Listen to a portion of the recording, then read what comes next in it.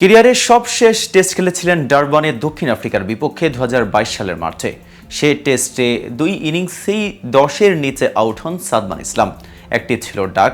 এরপর দলে জায়গা হারান বাঁহাতি এই ওপেনার।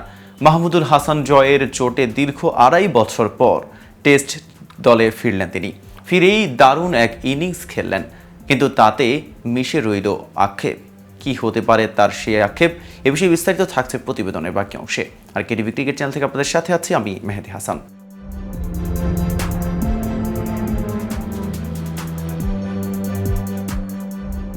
মাত্র 7 রানের জন্য যে ক্যারিয়ারের দ্বিতীয় সেঞ্চুরিটা করতে পারলেন না সাদমান, পাকিস্তানি পেসার মোহাম্মদ আলীর দুর্দান্ত এক ডেলিভারিতে বোল্ড হয়ে ফিরেছেন সাদমান।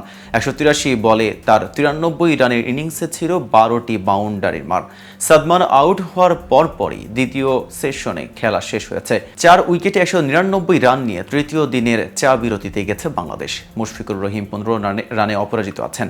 বিনা উইকেটে 27 রান নিয়ে আজ শুক্রবার তৃতীয় দিনের খেলা শুরু করে বাংলাদেশ। দিনের শুরুতেই উইকেট হারায় টাইগাররা।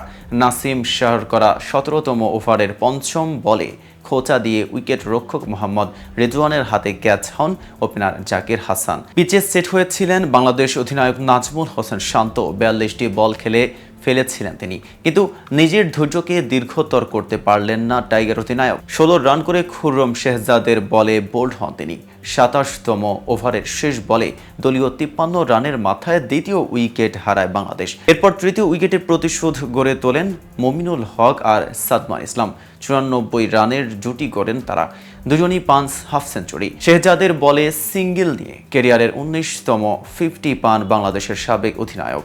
তবে 50-র পর আর এগোতে পারেননি মমিনুল। শেহজাদের ভেতরের দিকে ঢোকা বলে শেষ মুহূর্তে ব্যাট নামিয়ে আনলেও বিপদ ঠেকাতে পারেননি, হয়েছেন বোর্ড। ভেঙেছে সাদমানের সঙ্গে 94 রানের জুটি। আগা সালমানের বলে বেশ খানিকটা সময় নিয়ে সাদমান ইসলামকে এলবিডব্লিউ দিয়েছিল আম্পায়ার এড্রিয়ান হোল্ড স্টক। তবে সাদমান নেন রিভিউ।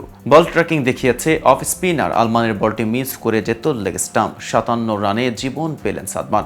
এর আগে গতকাল বৃহস্পতিবার দ্বিতীয় দিনে 6 উইকেটে 448 রান করে ইনিংস ঘোষণা করে পাকিস্তান। 171 রানে অপরাজিত ছিলেন রিজওয়ান। তার সঙ্গে 240 রানের জুটি করা সৌদ শাকিল করেন 141 রান। বাংলাদেশের হয়ে 2টি করে উইকেট নেন হাসান মাহমুদ আর শরীফুল ইসলাম। সাকিব আল হাসান এবং মেহেদি হাসান মিরাজের শিকার 1টি করে উইকেট। তো ভিউয়ার্স, ভিডিওটি সম্পর্কে আপনাদের কোনো মতামত থাকলে কমেন্টস করে জানাতে পারেন। সাথে নিয়মিত ক্রিকেট আপডেট পেতে কেটিভি ক্রিকেটের সাথেই থাকুন।